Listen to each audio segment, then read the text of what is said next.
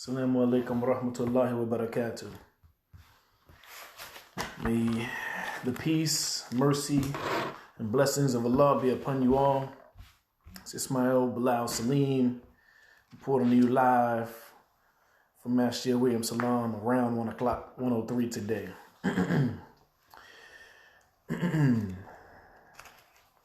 I would like to say that everything that I convey of the truth is from Allah, the Haq, the source of all truth. Any errors, any mistakes that I make are my own. So today I wanted to begin with ayat from the Quran. It goes, A'udhu billahi minash shaitanir rajim. Bismillahir rahmanir rahim. I seek refuge from Shaitan, the rejected one, with Allah. I seek refuge with Allah from Shaitan, the rejected one. With the name of Allah, the merciful benefactor, the merciful redeemer. Huwallahu khaliqul bariyu musawiru lahu asma'ul husna yusabbihu lahu ma fi samawati wal ardi wa huwal azizul hakim. The translation of that is, He is Allah, the creator, the inventor, the shaper. He alone has the most beautiful names. Whatever is in the heavens and on earth, constantly glorify Him. He is the Almighty, the All-Wise. Now we know about Allah subhanahu wa ta'ala from His creation. We appreciate Allah azza wa jal because of this creation and His relation to His creation. This is where we get His names, His attributes, His description from His creation and His relation to that creation. So some of the names, the attributes that are given here is that He is the creator. So He is the greatest creator, the ultimate creator, the apex of creation, the epitome of one who was a creator, of an innovator, and one who is a shaper or fashioner. Allah is the greatest. He is the ultimate in creating, innovating, and fashioning. Now, the Professor Emeritus, Noam Chomsky, said we are programmed to understand language. We have a systematic program for language, for morality, and for beauty, or the acceptance of beauty. That is to say that we understand language in the same way, all of us humans. We understand morality in a similar way. And we have a similar appreciation for beauty. We all see Allah's beauty, or we see the beauty in Allah's creation. This is why nature is so often photographed. Why sunrises will always have admirers. You go to on the beach, any given morning, you'll have people out there taking pictures of the sunrise. I remember on a cruise that we went on, every time we were on a cruise, we would see the sunshine and with people out on the boat just appreciating the sunrise. And one of Allah's most beautiful creations is the human body. Now, I had a couple of illustrations that I printed out because I wanted you to see what I am alluding to here. The first one is the skeleton. Since we're talking about the human body, I want to show you the skeleton of the human being from each side and the front and the back. Each of us have this same skeleton. Each of us have this within inside of ourselves. This design that Allah has put inside of us. Now, in hundreds of years ago, they had scientists, or people who called themselves scientists, who said the first human being was a white man. And they said the reason was because the skeleton is white, so clearly the human being, his outside skin tone must be also white. This is pseudoscience. I just wanted to give you an illustration of how scientists can be incorrect and how our understanding of science or scientists themselves have ulterior motives. What he was trying to do was to explain away his own white supremacy and understanding that white was superior to black. So he said the first person had to be white because our skeleton is white. But at any rate, we're looking at this as the design of Allah subhanahu wa ta'ala. And encased in our skeleton is our organs, right? All of us have these organs: lungs, heart, kidneys, liver, small intestine, large intestine, your stomach. All of those things are inside of each and every one of us. And what is outside of the skeleton and around your organs are muscles, right? Now, if you look at this one right here, it looks like Vision from the Marvel comics. This is Allah Azza wa Jalla's design. They're using that to create a Marvel character. But this is the perfect design of Allah subhanahu wa ta'ala in creating the human being. So each of us have this skeleton, and have organs inside of us and muscles around that body. How great a fashioner is Allah subhanahu wa ta'ala. Who can deny him?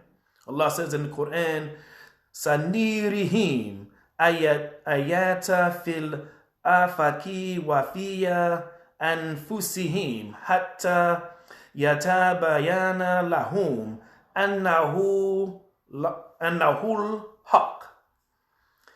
The translation is, we will show them our signs in the universe and within themselves until it becomes clear to them that this is the truth. So this universe and everything within inside of us is a demonstration, is an explanation, is a proof of Allah subhanahu wa ta'ala. And that he is the creator, that he is the inventor, that he is the shaper, the creator. He is the one who creates from nothing. So we talked about the skeleton, the organs inside, the muscles around it. Now outside of that, or inside of that also, is something that looks like a sci-fi movie, which is our nervous system. Take a look at this here, your brain, and then all of these looks like tentacles or wires or something connecting our entire body. This is inside of every single human being, right? Now, Allah wants us to seek knowledge because the more knowledge we seek, the closer we get to him. How can you see these things within inside of a human being and not marvel over the being that created them? Now, what I also have, it's another picture, a little bit more realistic, a little bit closer, a closer image and a realization of the physical muscles that we have, nerves and veins within them, inside each and every human being, all 7 billion of us on earth today, and however many billions of people who have lived on this earth. How could it be a possibility that someone would see this as a coincidence, as an accident, or as a chance that this was created and it was not created intentionally? To add to all of that, every single one of us has this skeleton, have these organs, these tissues, muscles, and nerves. Yet every single one of us is uniquely different. All 7 billion of us are totally different people with different thoughts, different ideas, different aspirations, and different lives. But that's not the point of what I'm trying to say today. What I'm trying to say today is anatomically or biologically, we are virtually the same. According to National Human Genome Research Institute, all human beings are 99.9% identical in their genetic makeup. The genetic differences between different groups of people also is similarly minute. So we are 99.9% identical, according to our genes, our DNA. So what about that 0.01%? We have no further than to look around to be astounded by the variety of individuals in their shapes, in their sizes, and in their physical features. Equally clear are individual differences in our sustainability to diseases, in our athletic, in our mathematic, and in our musical abilities. Individual differences extend to different groups, but they are based upon different group averages. Most of these average differences are inconspicuous, meaning not visible, but there is one or some that stand out, and one in particular. Our greatest difference biologically is from our largest organ. You know what our largest organ is?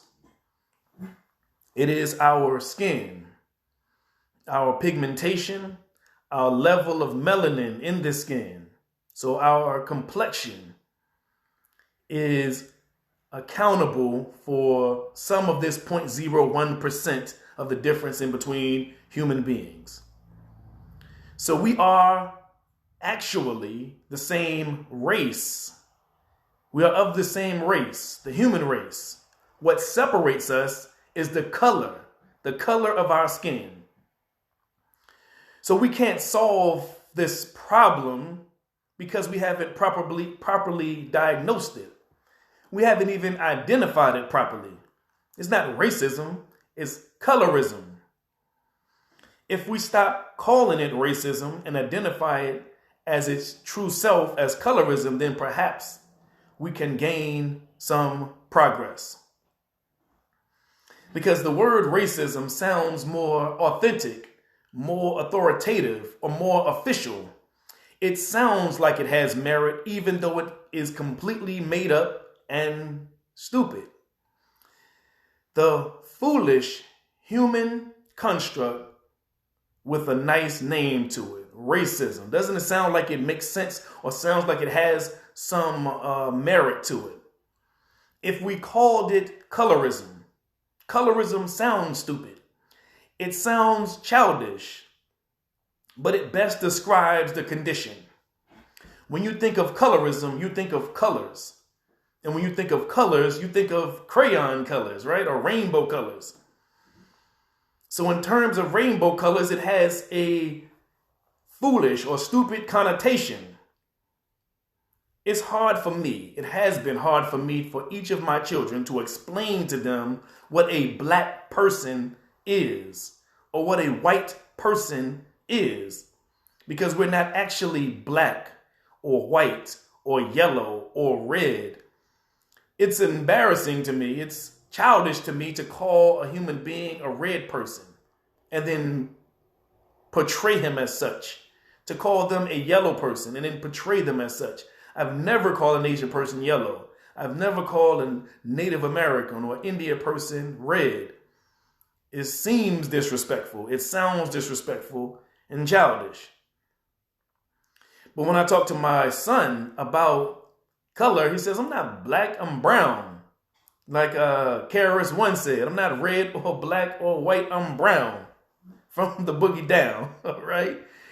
Even a child at ages 3, 4, and 5, when they're understanding color, they realize that they are not black. If we were talking explicitly about color, we would say that he's brown. I'm brown-skinned, I'm not black. But to describe ourselves in color anyway is childish, is primitive, is anti-sophisticated, anti-intellectual.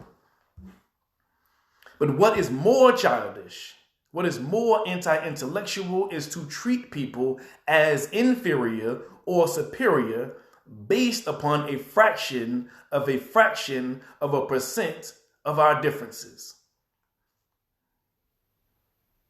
If we are 99.9% the same, why would we treat each other different based upon 0.01%, a fraction of that 0.01%? Allah says in the Quran, Ya ayyuhal nasu inna khalaqna min dhakari wa anta wa ja'alnakum shu'ubaqa ba'ila ita'arafu inna akramakum indallahi anqakin innallaha alimu khabir. The translation is, O humanity, O mankind, indeed we created you from a male and female and made you into different peoples and tribes so that you may know one another. Surely the most noble of you in the sight of Allah is the most righteous among you. Allah is truly all-knowing and all-aware. So Allah says he's made us different people, different tribes. In another place, he talks about the different colors of human beings. In the same way, he talks about different colors of mountains and lands and animals. Not that one is better than the other, but that we are different so that we may know or get to know one another.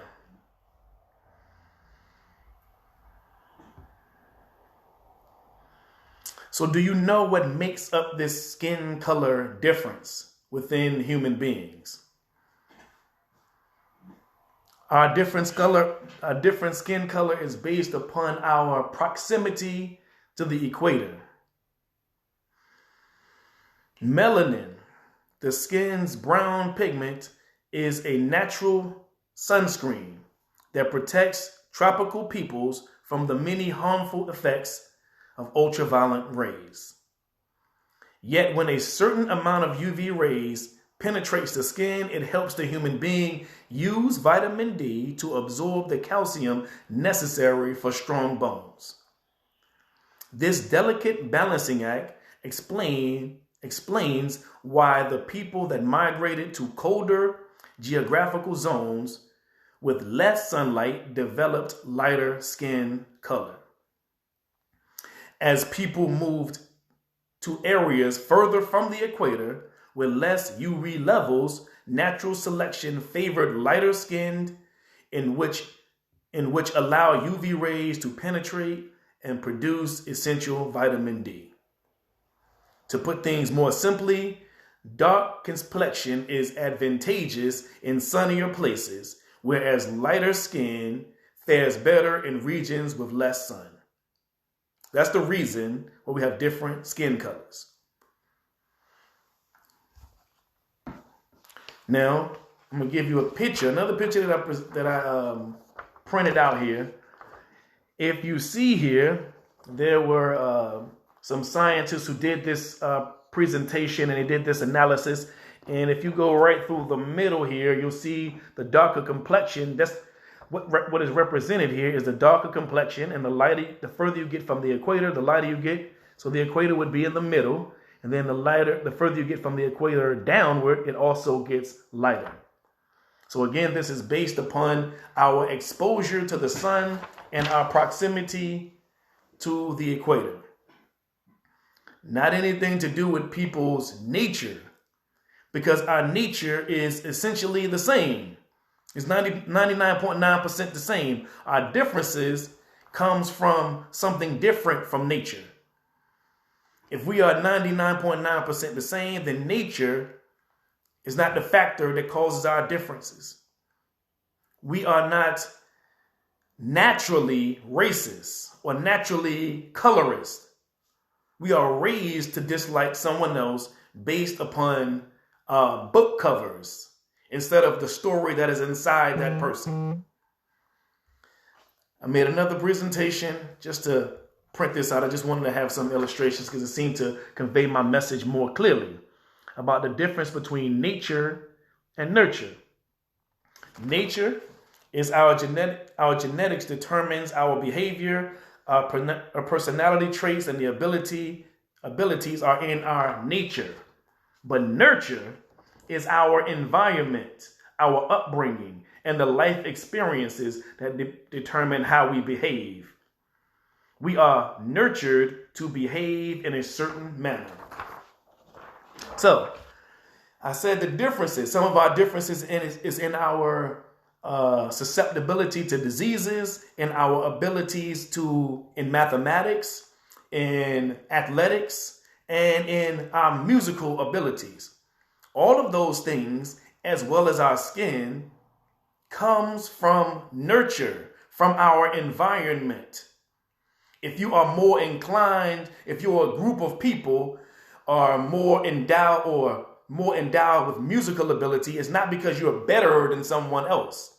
It's if that person, if it was a different complexion than you, a different color than you, was raised in the same environment you would be in, after years, he would be able to do the exact same thing because we are 99.9% the same. So if an Asian person who is great in mathematics, is not because they are mathematical geniuses. It is their nature, it is their environment that they are in and their upbringing. So we can't even use that because that is also still part of the 0.01%. So because someone is athletically inclined, my man Kwame, I think was on here, hit me to something a long time ago about athleticism. He said the athleticism for African Americans who live in America, is off the charts. It's better than Africans. How is that so?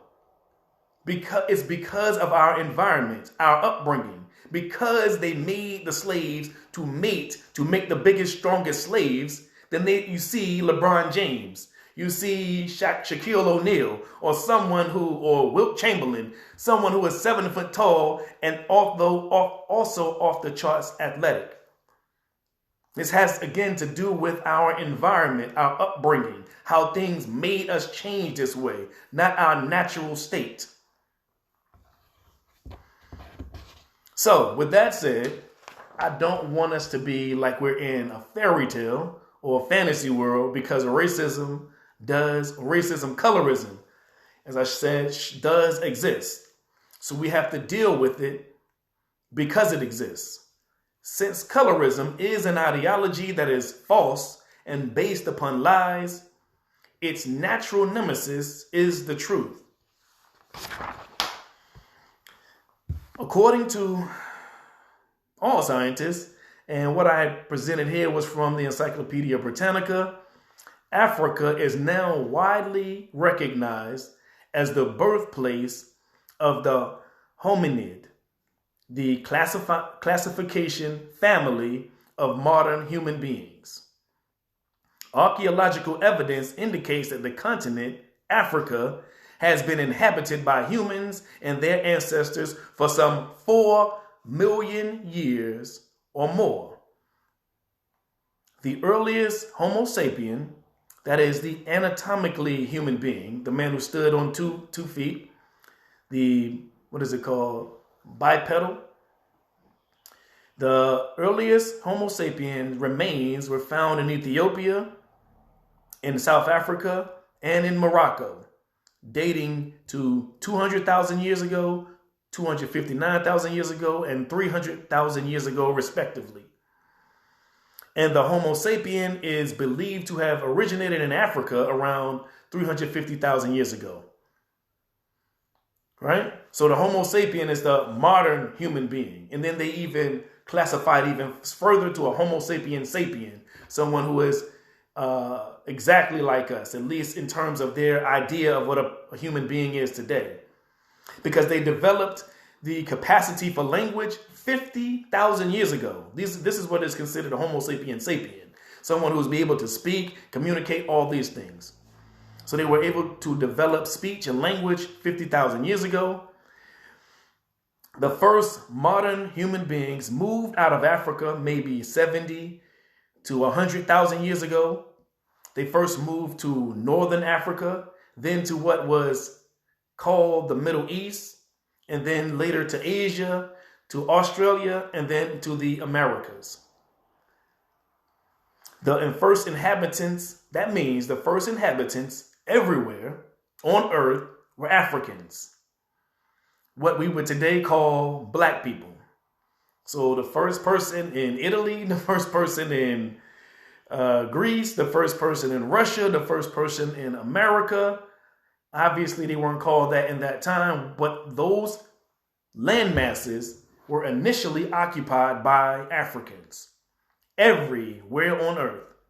In China, the first Chinese person was an African. First Japanese person, first Mexican, first Indian, first everything. It was a black man. So I want you to realize the absurdity of having Black History Month when all history is black. If we are indulging in the idea of colorism or the idea that we are different based on our color, all history began itself. It began with what we call black people. Humans, Africans, are the only known species to have successfully populated, adapted to, and significantly altered the wide variety of land regions all over the world. Africa today is also the most tropical continent on Earth. Some 4/5 of the territory is tropical, it's tropics. As a consequence, the cultures and the physical variations of the people reflect adaptation to dry, hot climates and wet climates that are also hot. So dark skins is the dominant characteristics of the indigenous African people. But skin color is not uniform in this continent of Africa. Skin colors show a variation from a light or tan color in the northern region of the continent to a very dark skin in certain Sudanese regions in Western and Eastern Africa, where the radiation from the sun has been more intense. So even with the variations of colors in Africa, we see that this again has to do with its proximity to the equator. So the idea that they have more melanin would suggest that an African person that has more melanin is better than another African person who has less melanin. Again, we can't see this as something that is tenable, that is viable as true.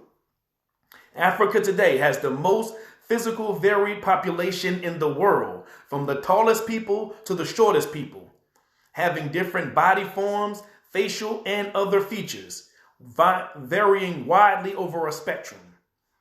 It is the continent with the greatest human genetic variation. This is because of its reflection of the evolutionary role as the source of all human DNA. Everyone originated in Africa. So everyone came from Africa or came from Africans. Last week, I ended my talk about compassion, about mercy and forgiveness of the African American or the African who is living in America. The reason for that should now be abundantly clear. Who has more compassion for you than your parents? Who has more mercy for you than your parents? Who is more forgiving of you and your faults than your parents? The only other being would be God. So we are more forgiving because we are the mothers and fathers of mankind, of civilization. And like any good parent, sometimes we self-reflect and say, did I raise my child properly? Did I raise them right? But I want to end this today with a correction of our thinking, of your thinking as well as my thinking, because I'm susceptible to this same illness. Scientists have known for centuries, at least 200 years now, about the things that I have just told you, that we are 99.9% the same. But they still push the agenda of racism, of colorism. One reason is that privilege and power don't concede without demand. If you are given certain privileges, certain things come to you because of your skin tone, it's hard to give those things up. And morality has to be pushed or given sometimes a violent shove towards doing what is right. But the other reason is because we see the early man the same way we see Fred Flintstone on the Flintstones. I know this sounds comical, but it is true. Don't deny this. It is true. We think of the first human beings as cavemen. And we know now, since we are confronted with the truth, that this first man was brown or black man. So we paint that picture in our mind of Fred Flintstone as brown now. But we still look at him as something less than us. We look at our forefathers as something less than us. Like we evolved to something better than him. And in doing so, we trivialize our forefathers and all of their accomplishments. We see them as less than us when we shouldn't. So I wanted to end with a quote from Reza Aslan in his book, God, the Human History. He says, our primitive ancestors, Adam and Eve, are primitive only with regards to their tools and their technology.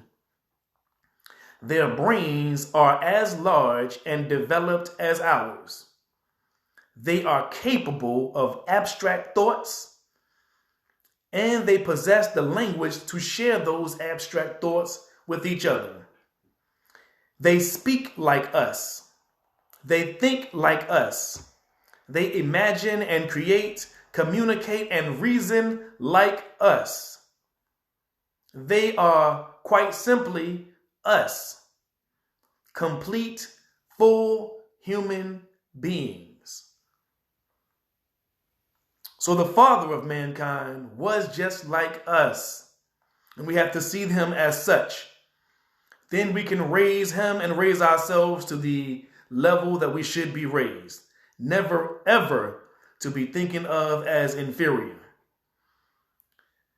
I wanted to add this tidbit for Black History Month. Let us remember, we all came from this land, Africa. And this Adam and Eve were brown people, what we would classify today as black, male and female. So one day we won't have to give this story. One day human history will be taught in the manner that it should be taught. And we won't have to explain ourselves to people. Assalamu alaikum.